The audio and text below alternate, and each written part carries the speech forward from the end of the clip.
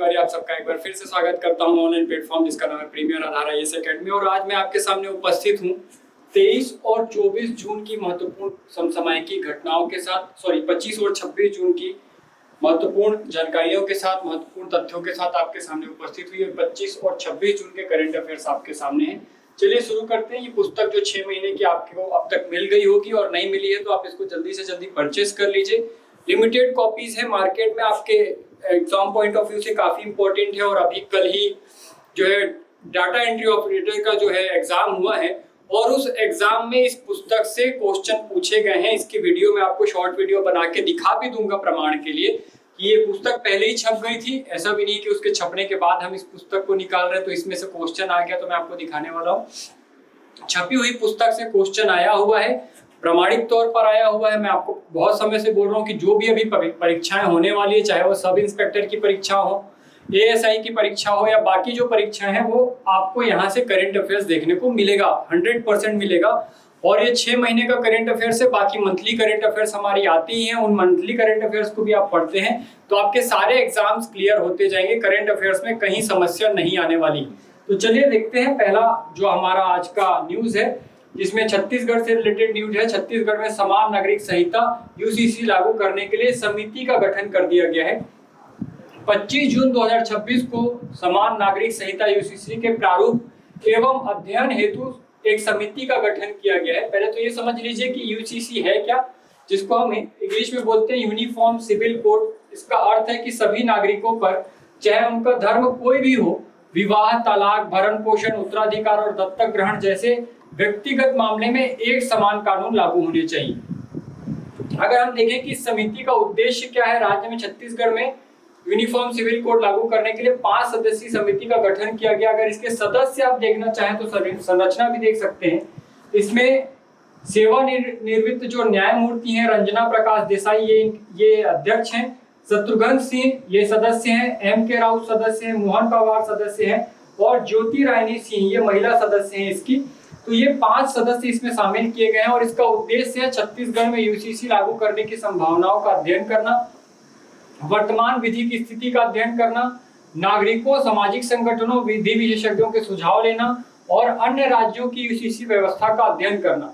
इस राज्य शासन को UCC का प्रारूप तैयार करके प्रस्तुत करेगी और आवश्यक विधायी और प्रशासनिक अनुशंसा प्रस्तुत करना इसका मुख्य उद्देश्य है। अध्ययन के प्रमुख विषय क्या क्या होंगे, तो विवाह, तलाक, भरण पोषण, उत्तराधिकार और दत्तक ग्रहण के संबंधित सभी धर्मों और समुदायों के लिए क्या क्या विधि या कानून अभी प्रचलित हैं छत्तीसगढ़ में और उनमें क्या क्या सुधार करके उसमें UCC को लागू किया जा सकता है, वो देखेंगे। भारत में UCC वाले मुख्य राज्य कौन कौन से हैं, तो हम देखें गोवा जो है आजादी के पहले से यहाँ पर UCC लागू है पुर्तगाली कानून के अनुसार। वही दूसरा राज्य उत्तराखंड, जहां पर आजादी के बाद UCC लागू करने वाला ये पहला राज्य बना था। गुजरात जो है UCC कानून पारित करने वाला दूसरा राज्य है और असम UCC कानून पारित करने वाला तीसरा राज्य, उत्तर पूर्व का ये पहला राज्य है। तो ये याद रखिएगा कि इन सभी राज्यों ने UCC लागू किया है। छत्तीसगढ़, मध्य प्रदेश और राजस्थान जो है UCC लागू करने के लिए समिति गठित कर चुके हैं। ड्राफ्ट पर इसमें काम जारी है, अभी हो सकता है कि यहाँ पर भी लागू हो जाए। आगे देखिए हम परीक्षा हेतु महत्वपूर्ण जो कुछ तथ्य हैं वो कि ये अनुच्छेद जो 44 है राज्य की नीति निदेशक तत्व, इसमें समान नागरिक संहिता का उल्लेख हमको देखने को मिलता है। भारत में UCC लागू करने वाला पहला राज्य गोवा था, व्यवहारिक रूप से जो प्रचलित है। जो पहले से था स्वतंत्रता के पूर्व और स्वतंत्रता के बाद मैंने आपको बताया उत्तराखंड था। छत्तीसगढ़ UCC लागू करने की दिशा में समिति का गठन करने वाले राज्यों में शामिल हो चुका है, जो इसके साथ मध्य प्रदेश और राजस्थान भी समिति का गठन कर रहे हैं। सभी राज्यों में आदिवासी को इस कानून से बाहर रखा गया है, तो यहाँ पर भी संभावना है कि ऐसा ही कुछ हमको देखने को मिले। ये आपको information UCC uniform civil code के बारे में याद रखना है। आगे देखते हैं second, sport science centre. Chhattisgarh का पहला sport science centre Bahatarai Bilaspur में स्थापित होने जा रहा है। ये वैज्ञानिक परीक्षण के आधार पर खिलाड़ियों की क्षमता का इसमें आकलन किया जाएगा। ओडिशा और दिल्ली के तर्ज पर काम करेगा ये सेंटर। और अगर आप देखें कुछ इस तरीके का इसका इंटरफेस दिखाई देगा। मुख्यमंत्री खेल उत्कर्ष योजना के तहत खिलाड़ियों की वैज्ञानिक जांच के माध्यम से उनकी प्रतिभा को निखारकर 2036 ओलंपिक लक्ष्य को योगदान देना यह सेंटर का मुख्य उद्देश्य है। बिलासपुर में राज्य का पहला स्पोर्ट साइंस सेंटर बहतराई में स्थापित किया जा रहा है। स्पोर्ट साइंस सेंटर नाम दिया गया इसको। यह सेंटर उड़ीसा और दिल्ली की तर्ज पर काम करेगा। वैज्ञानिक परीक्षण के आधार पर खिलाड़ियों की क्षमता का आकलन किया जाएगा। आधुनिक तकनीक से मिलेगा और बेहतर प्रशिक्षण इसके अंतर्गत, और 2036 ओलंपिक लक्ष्य में भारत को गौरव दिलाने में इसका अहम योगदान रहेगा, ऐसा हम मान सकते हैं। क्या क्या सुविधाएं उपलब्ध होगी, तो याद रखिएगा बायोमैकेनिक्स विश्लेषण होंगे, खिलाड़ियों की मूवमेंट और तकनीक का वैज्ञानिक विश्लेषण किया जाएगा, फिजियोलॉजिस्टिक जो टेस्टिंग है वो यहाँ पर आपको देखने को मिलेगी, खिलाड़ियों की शारीरिक क्षमता, सहन शक्ति और स्टामिना की जांच की जाएगी, न्यूट्रिशन और डाइट प्लान उनको बताया जाएगा, मनोवैज्ञानिक परामर्श दिया जाएगा, एडवांस ट्रेनिंग और रिकवरी सुविधा के लिए ट्रेनिंग दी जाएगी, और परफॉर्मेंस डेटा एनालिसिस भी यहाँ पर किया जाएगा। तो इस प्रकार से ये साइंस सेंटर कहाँ पर स्थापित होने वाला है, तो बहतराई में स्थापित होने वाला बिलासपुर जिले के। आगे देखते हैं, राष्ट्रीय और अंतरराष्ट्रीय घटनाओं से हम रूबरू होते हैं। 19वीं junior Asian artistic gymnastic championship 2026, इसका आयोजन हुआ था 18 से 21 जून 2026 को। स्थान था जुनई, चीन में। ऐतिहासिक उपलब्धि क्या रही कि भारतीय जूनियर पुरुष जिम्नास्ट टीम ने प्रतियोगिता में पहली बार कांस्य पदक जीतकर इतिहास रच दिया है। आपको स्क्रीन पर दिखाई दे रहा होगा। विजेता टीम के सदस्य हर्षित दामोदरन और निशात नरवाने, M.K. नबीह अली, अक्षत बजाज और मोहम्मद जैद अंसारी हैं। अगर व्यक्तिगत उपलब्धि देखें तो इस चैंपियनशिप की वर्ल्ड स्पर्धा में भारत के हर्षित दामोदरन ने स्वर्ण पदक और अक्षत बजाज ने रजत पदक जीतकर इतिहास में पहली बार भारत के लिए 1-2 फिनिश हासिल की है। ये देखिए, ये आपके स्क्रीन पे इनका नाम दिख जाएगा। हर्षित दामोदरन आपको दिखाई दे रहे हैं, ये हैं, और ये बचे हुए खिलाड़ी जो हमने पढ़े। आगे देखिएगा, नेक्स्ट न्यूज है ISSF जूनियर वर्ल्ड कप 2026। ये आयोजन हो रहा है सुहल, जर्मनी में, जो कि 5वां संस्करण है इसका। और ये पहली बार भारत ने इसमें लगातार दूसरी बार ये पहला स्थान भारत ने इसमें हासिल किया। लगातार दूसरी बार चैंपियन बना है भारत। कुल पदक उसने 25 जीते हैं, जिसमें से 7 स्वर्ण, 8 रजत और 10 कांस्य पदक हैं। पिछला प्रदर्शन देखें तो लीमा पेरू में आयोजित चौथे संस्करण में भारत ने 24 पदक जीते थे और शीर्ष स्थान प्राप्त किया था। अगर हम देखें प्रमुख स्वर्ण पदक विजेता कौन कौन है, तो याद रखिएगा विशेष तथ्य, अभिनव शाह और Sambhavi Kshirsagar 10 metre air rifle मिश्रित टीम नया जूनियर वर्ल्ड रिकॉर्ड बनाकर स्वर्ण पदक जीता इन्होंने। Sejal Kamble 10 metre air pistol Bharat को प्रतियोगिता का पहला व्यक्तिगत स्वर्ण पदक दिलाया है। प्रीतम क्रेडे 10 मीटर एयर राइफल मात्र 16 वर्ष की उम्र में जूनियर वर्ल्ड चैंपियन बनने का गौरव प्राप्त हुआ है। वहीं Sameer 25 metre rapid fire pistol final में कड़े मुकाबले के बीच एक हिट के अंतर से गोल्ड जीता। रोहित कान्यान ने 50 मीटर राइफल 3 पोजीशन इस कठिन और लंबी स्पर्धा में भारत का दबदबा बनाया। Abhinav Deswal 25 metre standard pistol championship के अंतिम दौर में भारत के स्वर्ण पदक की संख्या बढ़ाई। और महिला पिस्टल टीम, जिसमें सेजल, वंशिका और नव्या थी, 10 मीटर एयर पिस्टल महिला टीम ने टीम स्पर्धा में संयुक्त रूप से सटीक निशाना बनाकर गोल्ड जीता है। ये आप याद रखेंगे। अगला न्यूज ले रहे हैं, ASI की महत्वपूर्ण खोज विजयनगर कालीन शिलालेख 2026 में प्राप्त हुए हैं।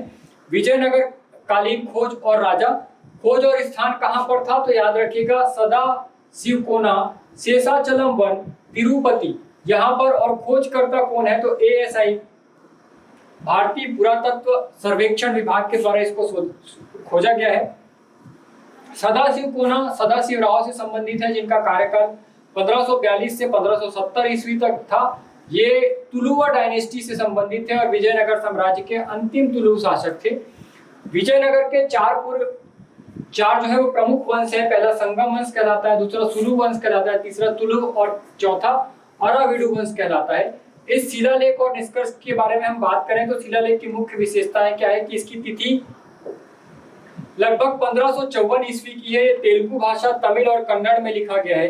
मंदिर मठ निर्माण का उल्लेख इसमें किया गया है। तीर्थ यात्राओं का विवरण किया गया है और गुडिमल्ला में परशुरामेश्वरम मंदिर को भूमि दान कर संबंधी इसमें जानकारी दी गई है। याद रखिएगा कहां पर खोजा गया है, तो सदाशिव कोना शेषाचलम वन में आंध्र प्रदेश में खोजा गया, जो कि तुलु वंश से संबंधित है। 505 से 1570 तक 1505 से 1570 तक है। और ये वंश था तुलु जो 16वीं शताब्दी में इतिहास पर नया प्रकाश डालता है। आगे देख रहे हैं इंटरनेशनल बिग कैट अलायंस। ये पहले भी क्वेश्चन आप 26वां जब सदस्य बना था तब भी मैं आपको बताया था और फिर से 27वां सदस्य इसमें शामिल हो गया है। Bangladesh international big cat alliance IBCA का 27वां सदस्य देश बना है। इसकी स्थापना 9 अप्रैल 2023 को मैसूर कर्नाटक में शुरू किया गया था। इसका मुख्यालय न्यू दिल्ली में है और इंडिया द्वारा शुरू किया गया एक इंटर गवर्नमेंटल इंटरनेशनल ऑर्गेनाइजेशन है। IBCA क्या है थोड़ा ये भी समझ लेते हैं। ये इंडिया द्वारा शुरू की गई एक ग्लोबल इनिशिएटिव है और यह एक इंटर गवर्नमेंटल इंटरनेशनल ऑर्गेनाइजेशन है। यह संगठन दुनिया की 7 बड़ी बिल्ली की प्रजातियों को संरक्षण के लिए कार्य करता है। इसका मुख्य उद्देश्य सदस्य देशों के बीच सहयोग और साझेदारी को बढ़ावा देना, अनुसंधान, ज्ञान और तकनीकी आदान प्रदान को प्रोत्साहित करना, आवास संरक्षण, मानव वन्य जीव संघर्ष में कमी लाना, क्षमता निर्माण, प्रशिक्षण और जागरूकता को बढ़ावा देना है। अगर हम सदस्य देश देखें तो बांग्लादेश IBCA का 27वां देश बना है। मई 2026 में सऊदी अरेबिया जो है वो IBCA का 26वां सदस्य देश बना था जब मैंने ये न्यूज कवर की थी।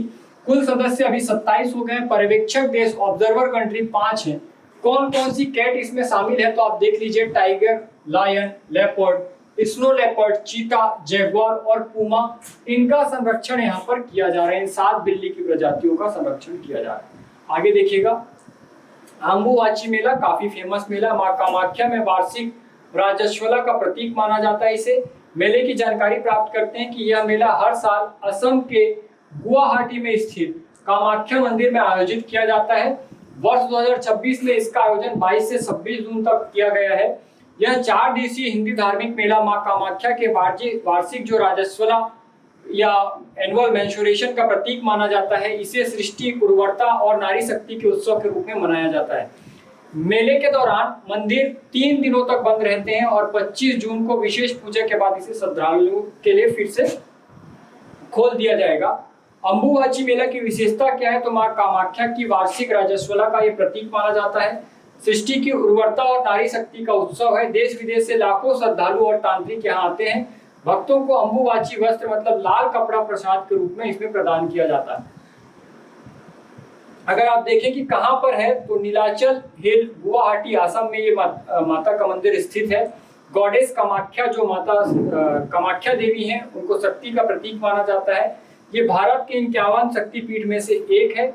मूल मंदिर जो है इसका 8वीं से 9वीं शताब्दी का माना जाता है। वर्तमान मंदिर का पुनर्निर्माण 1565 में कौच डायनेस्टी के किंग चिलारा द्वारा कराया गया था। बाद में अहोम शासकों ने भी इसका विस्तार करवाया है। तो आपको ये कुछ कामाख्या देवी मंदिर की तस्वीरें दिखा देता हूं मैं। देश विदेश से लाखों श्रद्धालु जो है इसमें आते हैं। तंत्र मंत्र और तांत्रिक भी जो है इसमें भाग लेते हैं। ये माँ कामाख्या का योनि पीठ है। अम्बुवाची मेले का ये दिव्य दृश्य आप देख सकते हैं। यहाँ इस तरीके से पूजा होती है और लास्ट में अम्बुवाची वस्त्र प्रसाद के रूप में प्रदान किया जाता है। आगे देखिए कुछ छोटी मोटी बातें और जो हमारे एग्जाम पॉइंट ऑफ व्यू से महत्वपूर्ण हो सकती हैं। इंटेलिजेंस ब्यूरो के नए डायरेक्टर के रूप में वरिष्ठ IPS अधिकारी महेश दीक्षित की नियुक्ति की गई है। उनकी नियुक्ति को कैबिनेट की नियुक्ति समिति ने 25 जून 2026 को मंजूरी दी है। वह 1 जुलाई 2026 को अपना पद संभालेंगे जब वर्तमान डायरेक्टर तपन कुमार डेका का कार्यकाल समाप्त होगा। वहीं दूसरी न्यूज देखें तो वेनेजुएला में 7.2 और 7.5 तीव्रता के लगातार आए भूकंपों के बाद स्टेट ऑफ इमरजेंसी घोषित किया गया। भारत सरकार द्वारा भूकंप प्रभावित वेनेजुएला को सहायता भेजने के लिए चलाया गया मानवीय राहत अभियान ऑपरेशन अमिस्ताद है। ये भारत के द्वारा चलाया जा रहा है ऑपरेशन अमिस्ताद। 2 वायुसेना के विमान जो है वो वेनेजुएला भेजे गए हैं। आगे देखिए, भारत में 14वां पासपोर्ट सेवा दिवस मनाया गया। विदेश मंत्रालय के अनुसार पासपोर्ट यात्रा का दस्तावेज है, नागरिकता का नहीं। 27 देश भारतीय पासपोर्ट धारकों को वीजा फ्री प्रवेश देते हैं। देश में लगभग 10% लोगों के पास अब चिप वाला ही पासपोर्ट है। साथ ही पूरे देश में 545 पासपोर्ट सेवा केंद्र काम कर रहे हैं। तो ये याद रखिएगा कि अभी वर्तमान में 14वां पासपोर्ट सेवा दिवस मनाया गया। ये संविधान की पुस्तक है जिसको आप परचेस कर सकते हैं। काफी अपडेटेड पुस्तक है, अभी मार्केट में गई है ये भी। और एक करेंट अफेयर्स की 6 माही पुस्तक जिससे क्वेश्चन आने भी चालू हो गए हैं। डाटा एंट्री ऑपरेटर में इससे क्वेश्चन देखने को मिला है और निश्चित रूप से सब इंस्पेक्टर के एग्जाम में भी आपको क्वेश्चन देखने को मिलेगा। मैं जरूर इसका अपडेट आपके साथ लेके आऊंगा। आज के लिए इतना ही रखते हैं, जल्दी फिर से मुलाकात होगी आपके साथ नए अपडेट्स के साथ। जल्दी से मैं फिर से आपके सामने उपस्थित होऊंगा। आज के लिए इतना ही, धन्यवाद। डियर व्यूअर्स, अपने एग्जाम की तैयारी को और बेहतर करने के लिए हमारे चैनल को लाइक, शेयर और सब्सक्राइब करना न भूलें।